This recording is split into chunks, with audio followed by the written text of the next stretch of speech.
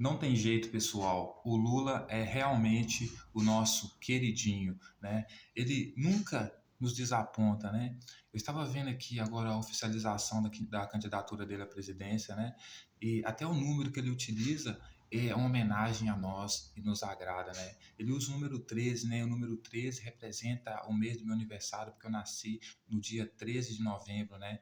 Ou seja, dia 13 do mês, 13 do mês 11, né? E o 13 também representa as 12 as 13 o 13 também representa as 13 famílias que governam o Ocidente, né? Que criaram inclusive a Bíblia, né? Montaram a Bíblia para nos deixar como um manual de como funciona o sistema, né? E falando em sistema, o Lula, ele é eleito por nós, né? O sistema, né?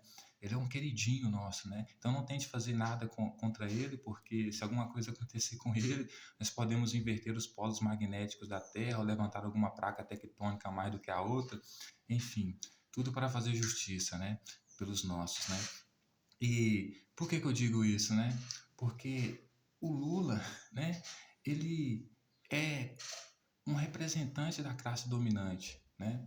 Ele sai da classe dominada, mas ele se torna uma ferramenta da classe dominante para servir como informante do que acontece na classe dominada, né? É porque no filme, como no filme Expresso do Amanhã, no filme Expresso do Amanhã, senhoras e senhores, você tem a classe dominante, que é o motor, a classe econômica, e você tem a classe dominada, que é a classe trabalhadora, né, que é a cauda do trem, né? E dentro dessa classe dominada tem o Gillian. O Gillian, né, ele é o cara escolhido pela classe dominante para levar a informação da classe dominada, da demanda da classe dominada, da classe trabalhadora, para a classe dominante, né, para a elite. É exatamente isso que o Lula faz, né? Tanto que ele vai dizer que ele vai agradecer, inclusive, alguns nomes e alguns sobrenomes importantes na vida dele. Ele, inclusive, vai agradecer ao meu sobrenome, porque eu tenho o sobrenome Fernandes, e ele agradece ao sobrenome Fernandes, que é importante na vida dele, né? E nós somos os Fernandes, né?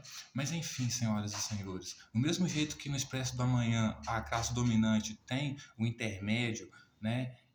Uma ferramenta para servir de intermédio entre ela e a classe dominada, né, para levar informações e demandas da classe trabalhadora da classe dominada para a classe dominante, para que ela não tenha que ascender a classe dominante, ascender ao céu para fazer revolução lá e quebrar nada.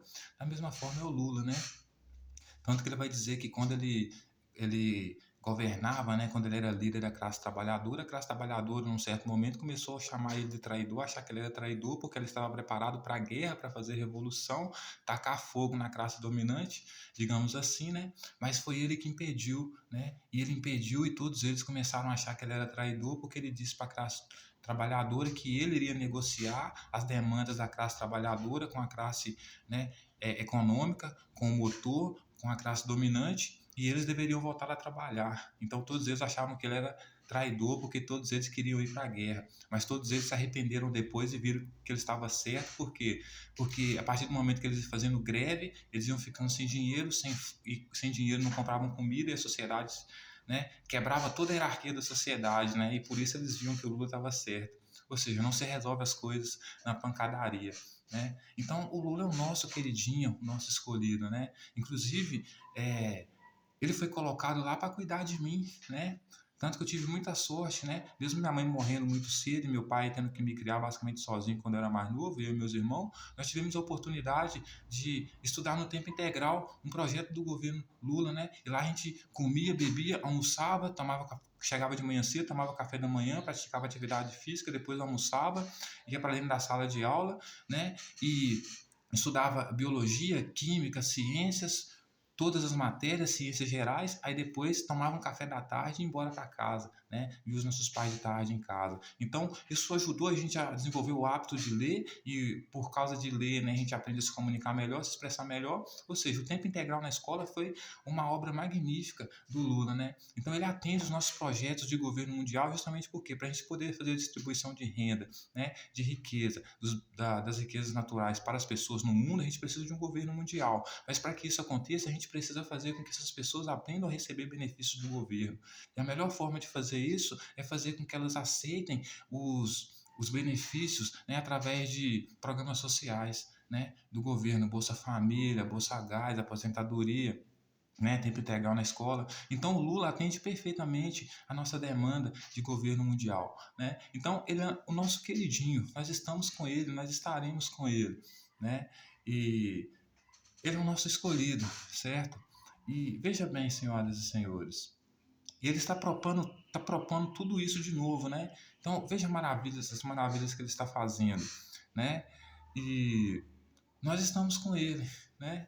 E é isso, né? Ele é parte desse próprio sistema. Então, quando as pessoas dizem que vão destruir o sistema, elas estão dizendo que vão destruir quem? A nós, porque o sistema não existe sem nós. Nós somos o sistema.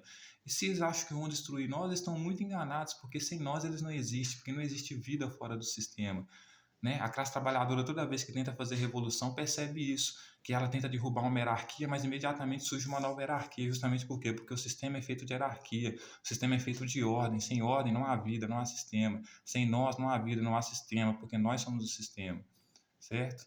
Ninguém sobrevive sem nós.